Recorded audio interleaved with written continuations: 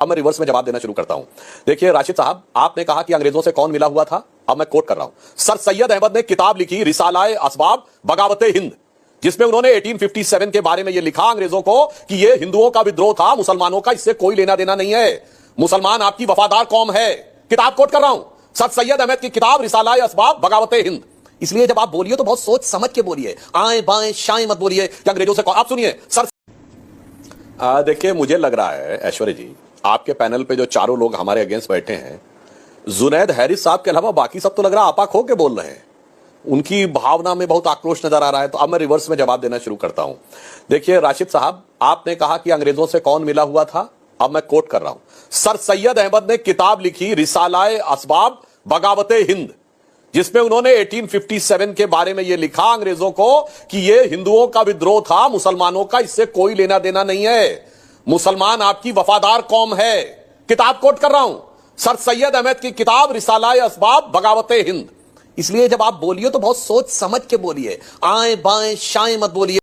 बात तो सही है कि अंग्रेजों से। आप सुनिए, सर सैयद अहमद ने दिसंबर 1887 में लखनऊ में और मार्च 1888 में मेरठ में कहा कि हिंदू और मुसलमान दो अलग कौम नहीं है, दो अलग देश हैं, और जब अंग्रेज छोड़ेंगे तो हम हिंदुओं की रियाया नहीं बन सकते, हमें अपनी कलम यानी तलवार को प्रयोग करने का मौका चाहिए। तब साहब सुनिए, सावरकर जी 4 या 5 साल के थे। अब आइए और आगे जब जब बोलिए तो बड़ा सोच समझ के बोलिए। आप लोग तो ऐसे मतलब बोलने लगते हैं। आप सतीश जी की बात का जवाब देते हैं, अंग्रेजों से कौन मिला था। सतीश जी, जिस पार्टी की स्थापना एक अंग्रेज ने कराई, एलन ऑक्टेवियम ह्यूम, वो तो अंग्रेजों से मिली हुई नहीं थी।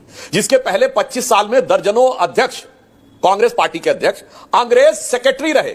अगर आपको नाम ना पता हो तो बता दो, विलियम वेडनबर्न, जॉर्ज यूल, अल्फ्रेड रोब इत्यादि इत्यादि, ये ब्रिटिश सरकार के सेक्रेटरी थे और स्वघोषित लड़ने वाली पार्टी के सदर थे। 1910 में कांग्रेस का अध्यक्ष विलियम वेडनबर्न ब्रिटिश गवर्नमेंट का सेक्रेटरी था, जिस साल सावरकर जी को 2 जन्मों का कारावास हुआ। अच्छा ये बताइए, ये अंग्रेजों के झंडे के नीचे शपथ किसने ली थी। 1937 प्रोविंशियल असेंबलीज इलेक्शन में राज्यों की सरकारें कांग्रेस की बनी, किसकी शपथ ली थी।